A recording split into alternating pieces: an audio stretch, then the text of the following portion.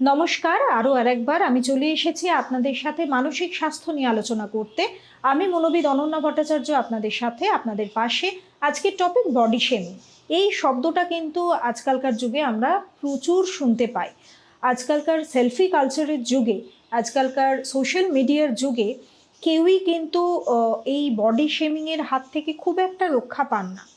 এবং এই বডি শেমিংটা যে খুব যে এখনকার কনসেপ্ট এরকম কিন্তু নয়। যেরকম ধরুন আগেকার দিনে আমরা দেখেছি যে কোথাও দাঁড়িয়ে একটা খুব ছোট্ট প্রবাদ যেটা শেয়ার করতে ইচ্ছে করছে, যে আমরা অনেক সময় বলে থাকি কানা ছেলের নাম আবার পদ্মলোচন। অর্থাৎ কোথাও দাঁড়িয়ে তার একটা কোনো ফিজিক্যাল হয়তো সমস্যা রয়েছে, সেই সমস্যাটাকে পয়েন্ট আউট করে তার নামের সাথে যেহেতু সেটা যায় না, সুতরাং সেটাকে আমরা অনেক বেশি ফোকাস করি। ধরে নিলাম এমন একজন যে মানুষটি হয়তো গায়ের রং অনেকটাই চাপা, কিন্তু তার নাম হয়তো শ্বেতা, তাই নিয়ে হাসাহাসি কিন্তু কম কিছু হয়নি। সুতরাং এই ধরনের সমস্যা একদম শুরুর থেকেই ছিল।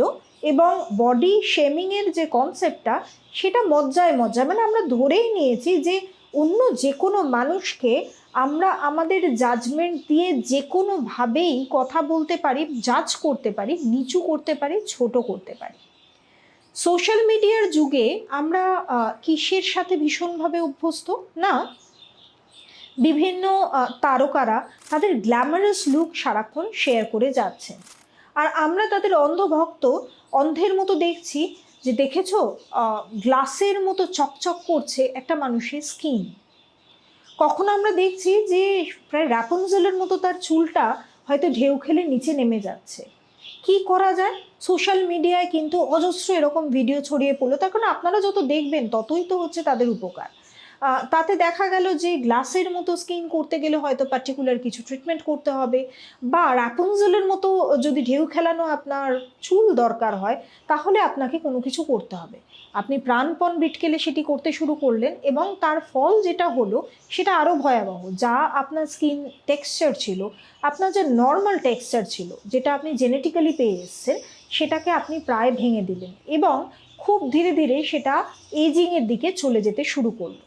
সুতরাং এই বডি শেমিং এবং বডি শেমিংকে ঘিরে যে ব্যবসা, এই দুটোই কিন্তু ভয়ঙ্করভাবে এখন চতুর্দিকে রয়েছে।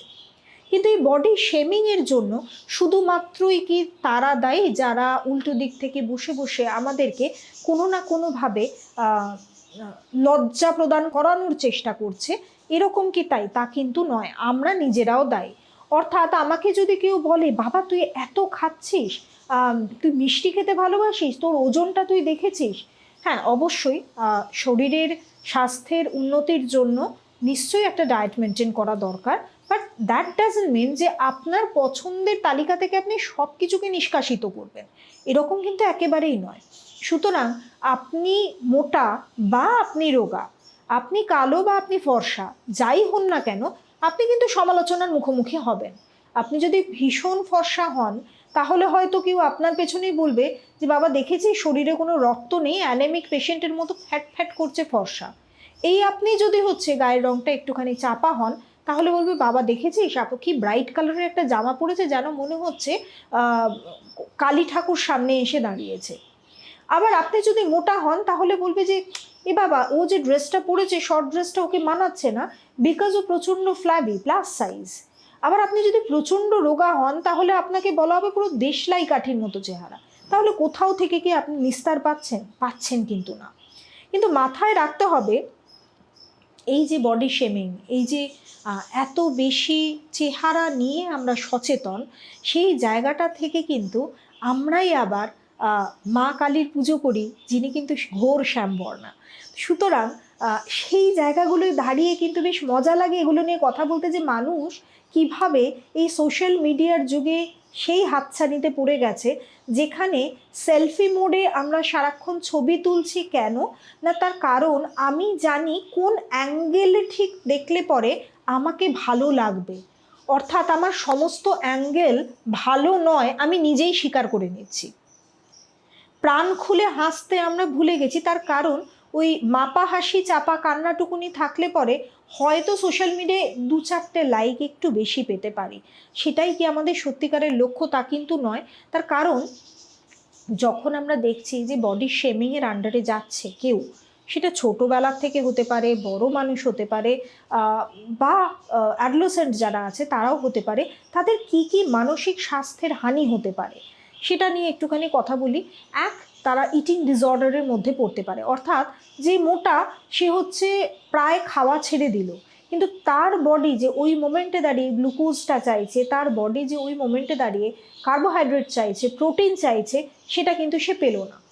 এবং এই যে রোগা হওয়ার একটা প্রবণতা, তার থেকে খাওয়া দাওয়া একদম ছেড়ে দেওয়া, সেটার থেকে কি হলো না, ধীরে ধীরে ধীরে ধীরে সে তার ইমিউনিটিটা একদম ফল ডাউন করলো এবং সে অসুস্থ হয়ে হসপিটালাইজড হলো। যে যার চেহারা হয়তো অপেক্ষাকৃত রোগা, আমরা সো কল্ড যদি আমরা ভেবে নিই যে কোনো একটা ওজন, কোনো একটা হাইটে নিরিখে হচ্ছে অনেকটাই রোগা, তাহলে সেক্ষেত্রে সে এমন খেতে শুরু করলো যেটা পরবর্তীকালে গিয়ে তার কোথাও পাকস্থলীকে এফেক্ট করলো। সুতরাং এই যে ইটিং ডিসঅর্ডার, এটা হতে পারে। দ্বিতীয় জিনিস কি হতে পারে? ডিপ্রেশন হতে পারে। প্রচণ্ড পরিমাণে অবসাদে কিন্তু তারা ভুগতে পারেন। আমাকে অন্যের মতো কেন দেখতে নয়, এই যে হতাশা, সেই হতাশার থেকে আমরা কিন্তু বেরিয়ে আসতে পারি না। তৃতীয় জিনিস কি না, তৃতীয় জিনিস আমরা কিন্তু কোথাও গিয়ে অ্যাংজাইটি বা ওয়ারিড হয়ে এমন কিছু স্টেপ নিতে পারি যে স্টেপটার থেকে আমাদের পার্সোনালিটির জায়গাটা কিন্তু কোথাও নষ্ট হয়ে যায় বা কোথাও গুঁড়িয়ে যায়। কোথাও দাঁড়িয়ে আমরা কনফিডেন্টলি কোনো কথা বলতে পারি না। ধরে নিলাম একটা জব ইন্টারভিউতে গিয়েছি, সেই জব ইন্টারভিউতে দেখলাম যে একজন মোটামুটি পার্লার থেকে মেকআপ করে এসে সে ইন্টারভিউ দিতে এসেছে, এবং সেখানেই আপনি কোথাও একটা কমপ্লেক্সে ভুগলেন যে দেখেছো এত সুন্দর দেখতে, নিশ্চয়ই গিয়ে সাংঘাতিক ভালো ইন্টারভিউ দেবে এবং ওকেই নেবে। আপনি কিন্তু আপনার সাবজেক্টে ফার্স্ট ক্লাস ফার্স্ট, শুধুমাত্র আপনার চেহারা নিয়ে যে কমপ্লেক্স, তার জন্য আপনি গিয়ে আপনার যাবতীয় গুণ সেগুলোকে কিন্তু পজিটিভলি আপনি রিপ্রেজেন্ট করতে পারলেন না। সুতরাং এই সমস্যাগুলো কিন্তু হতেই থাকে। তাহলে আমরা কি করব? সবার আগে যেটা আমি সবাইকে বলি, সোশ্যাল মিডিয়ার যতটা টাইম তোমরা দিচ্ছ সেটাকে ম্যানেজ করো, সেটাকে কন্ট্রোল করার চেষ্টা করো। কতটা সময় আমি দেব আর কেন দেব সেটা মাথায় রাখতে হবে। সোশ্যাল মিডিয়ায় আমরা কারোকে দেখছি যে সে একটা বিএমডাব্লিউর সামনে আঙুলে ভি করে একটা চিজ মার্কা যে স্মাইল, সেটা দিয়ে ছবি তুলেছে, সুতরাং আমি কমপ্লেক্সে ভুগছি যে আমার কাছে তো বিএমডাব্লিউ নেই এবং আমার কাছে ওই শর্ট ব্ল্যাক ড্রেসটা নেই এবং ওই চেহারাটা নেই যেটাতে আমাকে সুন্দর লাগবে, আমি ইনস্টাগ্রামে শয়ে শয়ে লাইক পাবো। এই যে মানসিকতাটা, এটার থেকে কিন্তু আমাদের বেরিয়ে আসতে হবে। দ্বিতীয় জিনিস, যে নেগেটিভ টক্স চতুর্দিকে হচ্ছে, তার মধ্যে থেকে আপনাকে পজিটিভলি বেরিয়ে আসতে হবে। অর্থাৎ আপনাকে চিনতে হবে যে কোন মানুষ কেন কিভাবে আপনার সাথে কমিউনিকেট করছে, এবং সেখান থেকে বেরিয়ে আসার জন্য আপনি সেই টক্সিক রিলেশনশিপগুলোকে কিভাবে কাট ডাউন করবেন।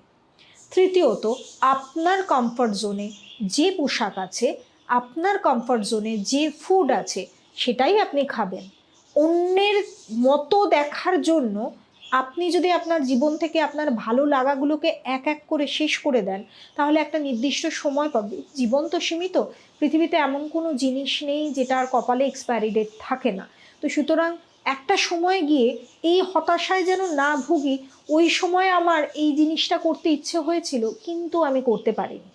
জীবনের শেষ লগ্নে এসে মানুষের কিন্তু এই হতাশাগুলো হয়। সুতরাং এগুলোকে আমরা করলে চলবে না, এগুলো নিয়ে আমাদের চিন্তা ভাবনা করতে হবে। এবং লাস্ট যেটা বডি শেমিং নিয়ে আমি বলবো, যে অনেক সময় আমরা দেখি যে মানুষ উল্টো দিকের মানুষের কনফিডেন্স ভেঙে দেওয়ার জন্য এই ধরনের কমিউনিকেশন করে। মাথায় রাখবেন, আপনার কনফিডেন্স, আপনার ভেতরকার চারিত্রিক গুণ কিন্তু আপনার নিজস্ব, সেটাকে ভাঙার ক্ষমতা একমাত্র আপনার নিজেরই আছে। আপনি অন্যের কথা শুনে আপনার এই যে কনফিডেন্স ব্রেকডাউন করছে, তার পেছনে রিজন কি? তার পেছনে খুব সহজ রিজন, আপনি নিজেই কনভিন্সড নন যে কোথাও দাঁড়িয়ে আপনার যে গুণাবলী বা আপনার যে চারিত্রিক দৃঢ়তা, সেই দৃঢ়তাটা আপনি বাইরের মানুষের কাছে প্রপারলি প্রেজেন্ট করতে পারবেন। মানে ডাল ভাতটাও আপনি কিন্তু সুন্দর করে সাজিয়ে দিতে পারেন, এরকম নয় যে সেটা যদি প্যালেটেবল ওয়েতে দেন তাহলে মানুষ খাবে না। কিন্তু আপনি যদি ভাত আর ডালটা ছুঁড়ে ছুঁড়ে একে অন্যের উপরে দিয়ে দেন, তাহলে কিন্তু হাজার বড় হোটেলে গিয়েও সেটা যদি আপনি দেন, তাহলে আপনার কিন্তু খেতে ইচ্ছে করবে না। সুতরাং নিজেকে কনফিডেন্টলি প্যালেটেবল করুন এবং রিপ্রেজেন্ট করুন অন্যের সামনে। এবং কোথাও দাঁড়িয়ে এই যে সোশ্যাল মিডিয়ার যুগে একটা অসম্ভব দৌড়, যে স্কিন ভালো হতে হবে, চুল ভালো হতে হবে, মেকআপ ভালো হতে হবে, সাজ পোশাক ভালো করতে হবে, মেপে হাসতে হবে, চেপে কাঁদতে হবে, এটার থেকে বেরিয়ে আসুন। মাথায় রাখবেন জীবন একটাই। এবং এর জন্য যদি আপনার ডিপ্রেশন হয়, এর জন্য যদি আপনি অ্যাংজাইটিতে ভোগেন, স্ট্রেসে ভোগেন, তাহলে হ্যাঁ অবশ্যই বলবো আপনার নিকটবর্তী কোনো আরসিআই রেজিস্টার্ড সাইকোলজিস্টের সাথে যোগাযোগ করতে পারেন। নমস্কার, আমি মনোবিদ অনন্যা ভট্টাচার্য। আশা করি বডি শেমিং নিয়ে আপনাদের এই সেশনটা ভালো লাগলো, এবং যদি মনে হয় আপনারা এখানে কমেন্ট করতে পারেন, অবশ্যই আমরা যথাযথ প্রশ্নের উত্তর দেব। এবং তার সাথে সাথে যদি মনে হয় যে কিভাবে যোগাযোগ করবেন, তাহলে কোঠারি মেডিকেল সেন্টার এবং দ্য উইন্ডো এই দুটির সাথে আমি সংযুক্ত রয়েছি, এখানে আপনারা যোগাযোগ করতে পারেন। হেলথ ইনসাইট বাংলায় আপনারা লাইক করবেন, শেয়ার করবেন, বেল বাটন চিপে সাবস্ক্রাইব করবেন এবং অবশ্যই বাকিদের কাছে পৌঁছে দেবেন। ভালো থাকবেন। নমস্কার।